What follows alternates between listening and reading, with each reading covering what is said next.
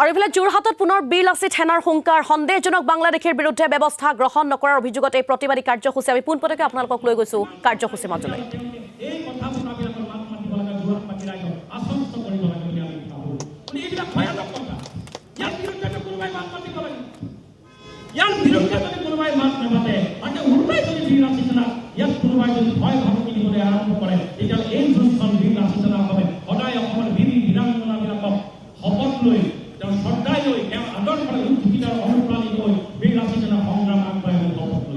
গতিকে এই ধৰণৰ ভয় ভাবুকি কথা বতৰাই বীৰ লাচিত সেনাৰ প্ৰতিজ্ঞা দি থকা আমাৰ দায়িত্ব কৰ্তব্য আহিবলগীয়া সময়ত বিভিন্ন এনেকুৱা কুলাংগাৰ মানুহ আহিব, বিভিন্ন শাসক বিৰোধীৰ উভয় সমালোচনাৰ সন্মুখীন বীৰ লাচিত সেনা হৈ ভৱিষ্যতে হ'ব।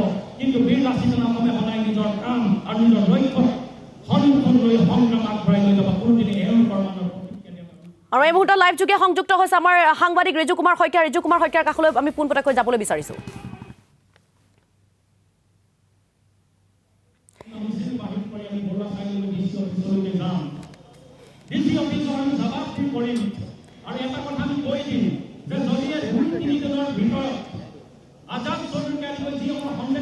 উপস্থিত আছোঁ যোৰহাটৰ মাজমজিয়া যোৰহাট ষ্টেডিয়ামত আৰু দেখা গৈছে যে বীৰ লাচিত সেনাৰ যি পূৰ্বৰ যি সিদ্ধান্ত আছিল যে যোৰহাটৰ যি সন্দেহযুক্ত বাংলাদেশীৰ যি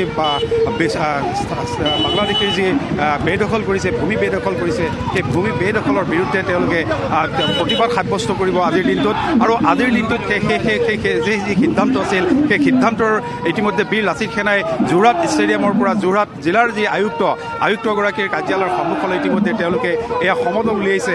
আৰু এই সমদল উলিয়াই তেওঁলোকে যিকোনো কাৰণতে বাংলাদেশীৰ বা সন্দেহযুক্ত নাগৰিকৰ অৱস্থান লোৱাত তেওঁলোকে বিৰোধিতা কৰিছে আৰু কৰিছে। আৰু এই মুহূৰ্তত ৰমটো পানী ফুকন আছে, মই ৰমটো পানী ফুকনৰ কাষলৈ যাব বিচাৰিছোঁ।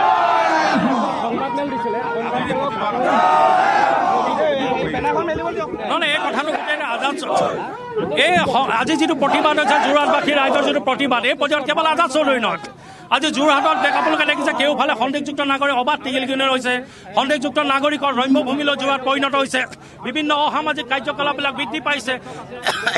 দিন দুপৰতে বিভিন্ন ক্ষেত্ৰত আপোনালোকে দেখিছে, এইটো কোনে দিন দুপৰতে বিভিন্ন সম্ভাৱনাময় যুৱকক মাৰপিট কৰি আপোনাৰ মৃত্যুমুখলৈ ল'ৰা ঠেলি দিছে। গতিকে এনেকুৱা এটা সময়ত যোৰহাটৰ জিলা প্ৰশাসনে যিধৰণে নিষ্ক্ৰিয় ভূমিকা গ্ৰহণ কৰিছে, তাৰ সমান্তৰালভাৱে ইয়াত থকা যিজন বিধায়কে সম্পূৰ্ণ নিমাতী কন্যা ভূমিকা গ্ৰহণ কৰিছে, তাৰ বিৰুদ্ধে আমি আজি প্ৰতিবাদ সাব্যস্ত কৰিছোঁ।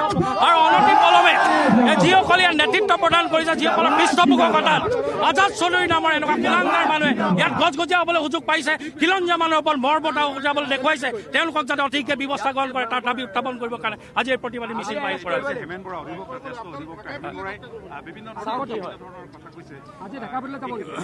হেমেন বৰাৰ কথা আপুনি জানেই, যোৱা সমস্যা কেইদিনমান আগত যেতিয়া উলংগ প্ৰতিবাদ সাব্যস্ত হৈছিল, বীৰ লাচিত সেনাৰ লগত আহি সামাজিক এটা পৰিৱেশ বিনষ্ট কৰিবৰ কাৰণে তেওঁ চেষ্টা কৰিলে।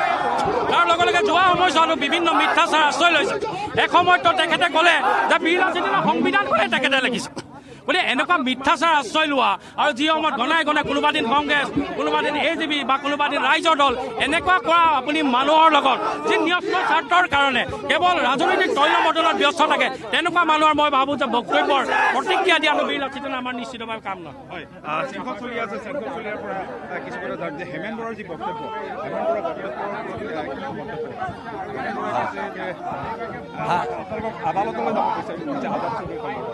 আমি তেওঁ আমাৰ অভিভাৱক নহয় নহয়, আমি আমাৰ মতে কাম কৰিম। আমাৰ কাৰ্যনিৰ্বাহকৰ সিদ্ধান্ত হৈছে, সিদ্ধান্ত মৰ্মে আন্দোলন হৈছে।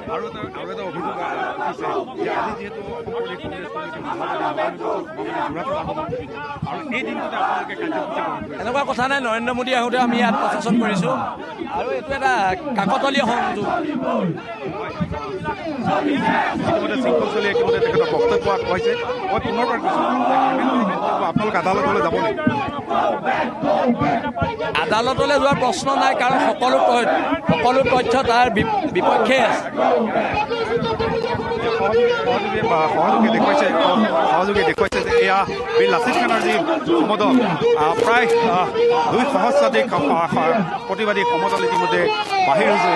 আৰু এই সমদল ইতিমধ্যে যোৰহাট যি ৰাজপথ ৰাজপথেদি তেওঁলোকে আগবাঢ়িছে জিলা আয়ুক্তগৰাকীৰ কাৰ্যালয়লৈ আৰু কিছু আয়ুক্তগৰাকীৰ পৰা তেওঁলোকে উত্তৰ বিচাৰিব যে তেওঁলোকৰ যি দাবী আছিল সেই দাবী তেওঁলোকে আচলতে কাৰ্যকৰী কৰিব নে নকৰে সেইলৈ তেওঁলোকে জিলা উপায়ুক্তগৰাকীক আৰু এয়া বীৰ লাচিত সেনাৰ হুংকাৰত বা প্ৰতিবাদত এতিয়া কঁপিছে যোৰহাটৰ ৰাজপথ দেখা পোৱা গৈছে এয়া এক প্ৰতিবাদী কাৰ্যসূচী ৰূপায়ণ কৰিছে বাংলাদেশীৰ বিৰুদ্ধে প্ৰতিবাদ সাব্যস্ত কৰিছে যিহেতু ইয়াৰ পূৰ্বতে কেন্দ্ৰীয় গৃহ মন্ত্ৰণালয়ে নিৰ্দেশ প্ৰদান কৰিছিল যে বাংলাদেশীক চিনাক্ত কৰি আটক কৰিব লাগে কিন্তু তাৰ পৰিৱৰ্তে দেখা পোৱা গৈছে তেনেদৰে কাৰ্যক্ষম কৰিব পৰা নাই চৰকাৰে যথেষ্ট ক্ষোভ গুজাৰিছে তেওঁলোকে গতিকে বাংলাদেশীক চিনাক্ত কৰি তেওঁলোকক খেদি পঠিওৱাৰ আহ্বান জনাইছে বীৰ লাচিত সেনাৰ কাৰ্যকৰ্তাসকলে